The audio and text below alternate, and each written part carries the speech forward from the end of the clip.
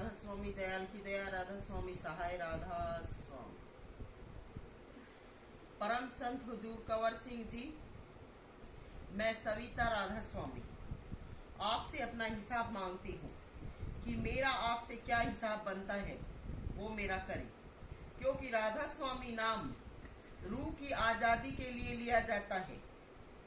ये हमने आप ही की शिक्षा से जाना था, लेकिन मुझे क्यों बांधना चाहते हैं?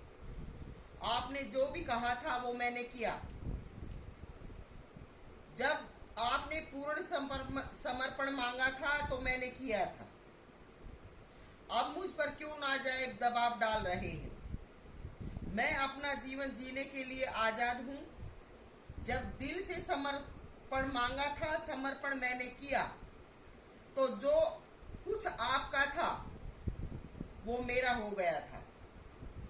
अब इस नाम रूपी दौलत पर, आपकी देह पर, आपके हर रूप पर, हर चीज पर मेरा अधिकार है। क्योंकि जब आप गद्दी पर आए थे तब आपने खुले में ये सब कुछ बोल दिया था कि मेरा एक एक रोम संगत का ऋणी है और मैं उसकी सेवा करूंगा। और आपने घर से त्याग पत्र दे दिया था, और आपकी सतगुरु प्रेम किताब में लिखा है आपने गृहस्थी पद को त्याग दिया था। जब आपने गृहस्थी पद को त्याग दिया था तो अब आप कैसे इस गृहस्थी में जा सकते हो? आपको गृहस्थी में जाने का कोई हक नहीं है, क्योंकि आपका जो गृहस्थी का समय था वो उन दिनों में पूरा हो चुका था। तो जो भी प्रॉपर्टी राधा स्वामी सत्संग दिनोद की है वो सब कुछ मेरा है। कनेडियन के बेटे, कनेडियन का पूरा खानदान राधा स्वामी सत्संग दिनोद की प्रॉपर्टी के आना भी नहीं मांगता है। इंडिया में अगर आते हैं तो शांति से एक आध दिन सत्संग सुने और यहां से जाएं, अगर उनको अपना अच्छा भविष्य चाहिए है तो। क्योंकि ये परम सत्ता का हुक्म है। इसको अगर नहीं माना तो भविष्य में पछताने के सिवाय कुछ नहीं मिलेगा। मुझे आज आप पैसों की जरूरत है, क्योंकि मेरा सारा समय भक्ति में लगा है, मेरे बच्चों का समय भी लगा है। अब मुझे अपने बच्चों की प्रोग्रेस के लिए, उनके बंदोबस्त के लिए पैसे की जरूरत है। और मैं वहां दिनोद में आकर पैसा क्यों नहीं मांगती? क्योंकि जब मैं अपनी बात को रखती थी तो आपने मेरी बात को अनसुनी करके मुझ पर मार डलवाई थी। इसलिए मैं ओपन में ये बात कह रही हूं। आपने मेरे परिवार की बेइज्जती करके मुझे व उनको दबाया। जब मैंने आपकी बात नहीं मानी थी, आपके हुक्म की पालना नहीं की थी, मैंने अपने घर से उन दिनों में त्याग पत्र नहीं दिया था, तब आपने मुझे दबाया, मरवाया। और जब मैं आपकी परीक्षा पर खरी उतर गई थी, आपने जो कुछ कहा था वो किया। तो उसके बाद आपने मुझे मेरे पति के साथ घर भेजा था, लेकिन मैंने तो आपकी सेवा से, आपके इशारे पर मरने से पीछे कदम नहीं हटाया था।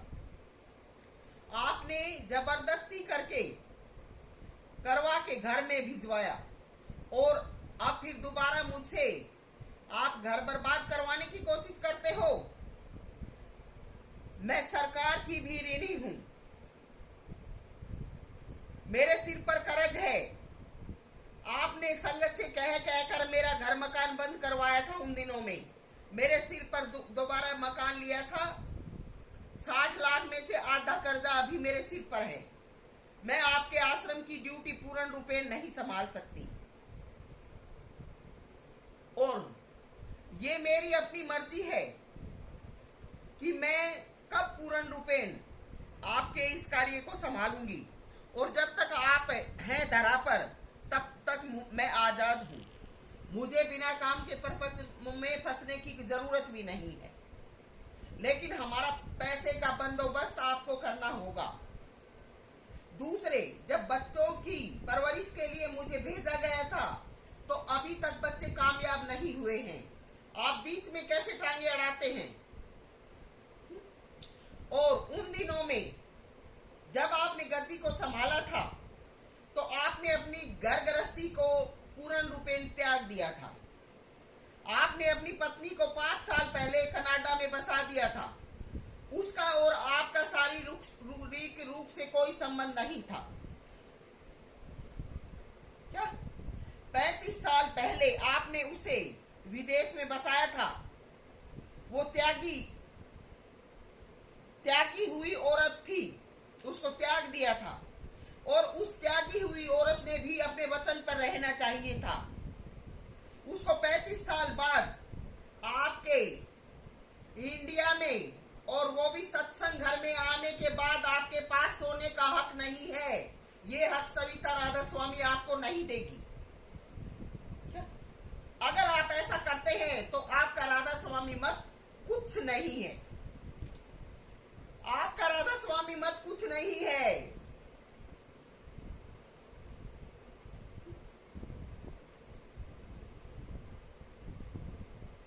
ये त्यागी हुई औरत अब कैसे इंडिया में आपके पास ऊपर रही? मैं इस औरत की अग्नि परीक्षा चाहती हूं। अगर इसने आपको छुआ है तो ये पापड़ है, क्योंकि ताराचंद जी के समय में इसने भी वचन लिया था कि मैं आजीवन ब्रह्मचर्य का पालन करूंगी। अगर ये औरत सच्ची है तो ये अग्नि परीक्षा देगी, और अगर अग्नि परीक्षा में ये बची तो इसको इंडिया में आने का हक होगा। नहीं तो मैं इसको आपका तन छूने का हक नहीं देती, क्योंकि आपका तन मैंने भक्ति पूर्ण की थी। इस तन पर, मन पर मेरा अधिकार है। आपने सब परीक्षाओं के उपरांत मुझे मेरी सफलता के बाद मेरे पति के पास रहने का अवसर दिया था। नहीं तो आपने मेरे पति को भी मुझसे छीन लिया था उन दिनों में।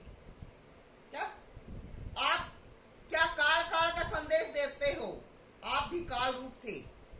आपने भी मुझे इससे 15-16 साल तक दूर रखा था। तो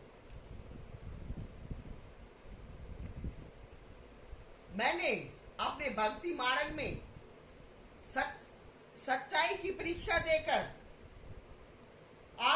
आपको प्रसन्न किया था।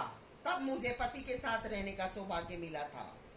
आप इस कनेडियन को अब पत्नी बनाकर नहीं रख सकते। इसको इसके स्थान पर भेजा जाए। अगर आप ऐसा नहीं करते तो आप कोई संत या सतगुरु नहीं होगे। मैं सविता अपनी शिष्यता त्याग दूंगी। मैं आपके सत्संग को और आपकी शिष्यता को खुले में त्याग दूंगी, क्योंकि मैं भ्रष्ट नहीं हूं और मुझे अपने जीवन की चिंता है। मुझे इसकी वजह से मेरे द्वारा किए न्याय में दिक्कत आ रही है, और इसकी वजह से सारा राधा स्वामी मत उजड़ने की कगार पर है। क्योंकि कहीं से भी थोड़ा सा भी कुछ भी खिसकता है, पलटता है, तो पूरी ही चीज पर, पूरी ही धरती पर असर पड़ता है।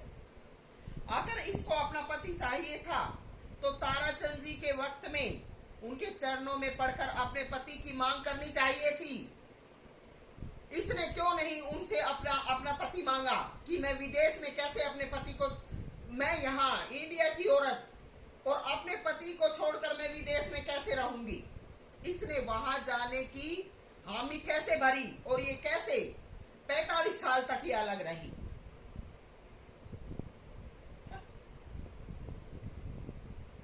उस वक्त में इसे अपनी पति की मांग करनी चाहिए थी और भक्ति में खरा उतरना चाहिए था।